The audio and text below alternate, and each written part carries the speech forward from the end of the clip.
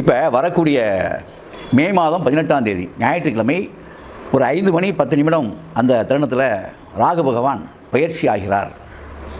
ராகு கேது பயிற்சி என்பது சாயா கிரகங்கள் பயிற்சின்னு அதுக்கு பேர். சாயா கிரகங்கள் என்ன, நிழல் கிரகங்கள்னு சொல்லுவாங்க. அப்போ இந்த நிழலுக்கு நிழல் கிடையாது, ஏதோ ஒன்றினுடைய நிழல் தான் அது. அப்போ சூரியனின் நிழல் ராகு, சந்திரனின் நிழல் கேது அப்படி சொல்கிறாங்க.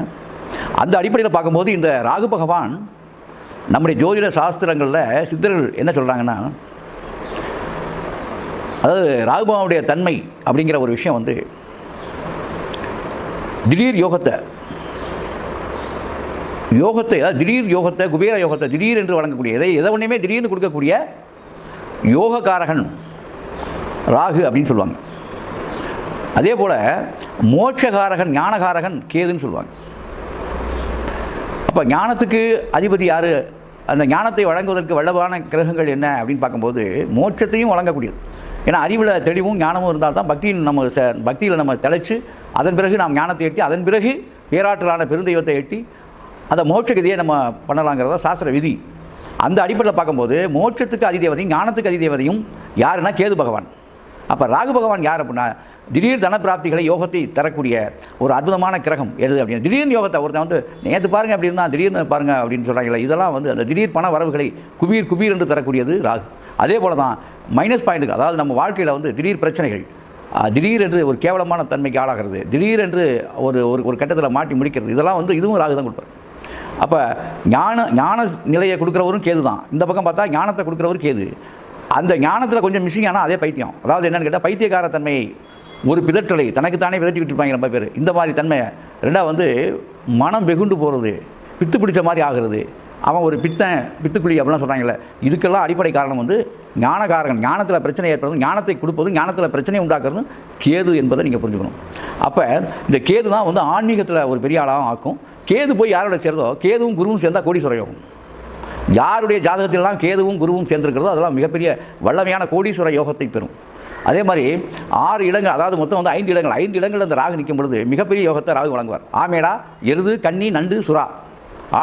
மேடானா மேஷனா மேஷராசி, ரிஷபராசி, கடகராசி, கன்னி ராசி, மீனராசி. இந்த 5 ராசிகளில் ராகு பகவான் நிற்கக்கூடிய யாருடைய ஜாதகமாக இருந்தாலும் அவங்க ராகு திசை வரும் பொழுது பெரிய நிலைக்கு, அதாவது பொருளாதாரத்தில் ஒரு முன்னேற்றகரமான நிலைமைக்கு அவங்க வந்துருவாங்க அப்படின்னு சொல்லப்படுது. ஆமேடா, எருது, கன்னி, நண்டு, சுறா 5 இடத்தில் கருணாகம் கூடி நிற்க அதில் சுபர் பார்வை பெற்று விட்டால் அவங்க மிகப்பெரிய யோகத்தை அவங்க. சுபர்னா யார்?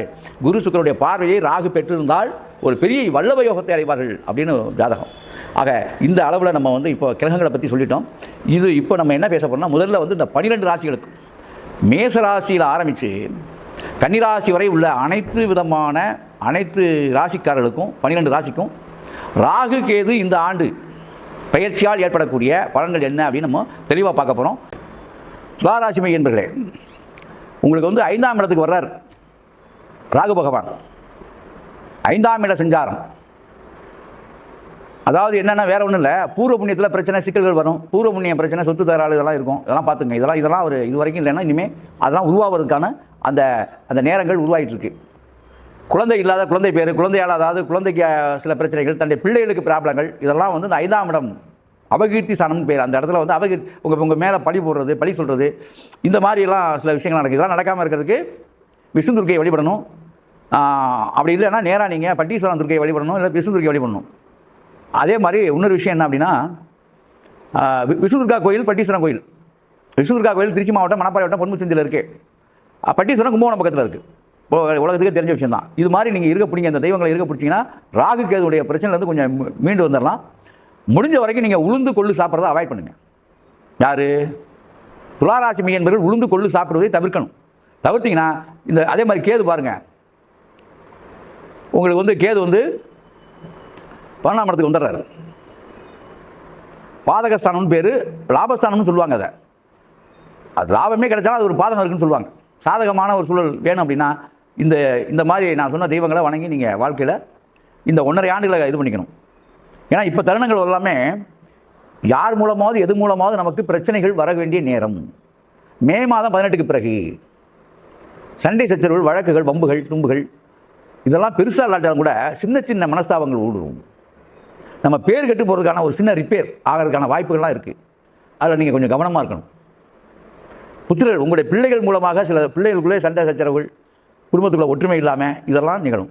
அதனால் துளாராசி மையன்பர்கள் இந்த 1.5 ஆண்டு காலம் ராகு கேது பயிற்சி உங்களுக்கு அவ்வளவாக ஒரு மகிழ்ச்சிகரமாக இல்லைங்கிறது தான் உண்மை. அதை உண்டாக்கணும். தெய்வ வழிபாடு, பாம்பு கோயிலுக்கெல்லாம் போகலாம், ராகு கேதுக்கெல்லாம் வழிபடணும். இதெல்லாம் நீங்கள் செஞ்சுட்டு வந்தீங்கன்னா ரொம்ப ரொம்ப நல்லது. அதே மாதிரி மேக நோய், தோல் நோய், அதாவது சொரியாசிஸ் இருக்கக்கூடிய பிச்சைக்காரர்களுக்கு துணி எடுத்து கொடுத்தீங்கன்னா ராகு காலத்தில் பெரிய புண்ணியம் உங்களுக்கு.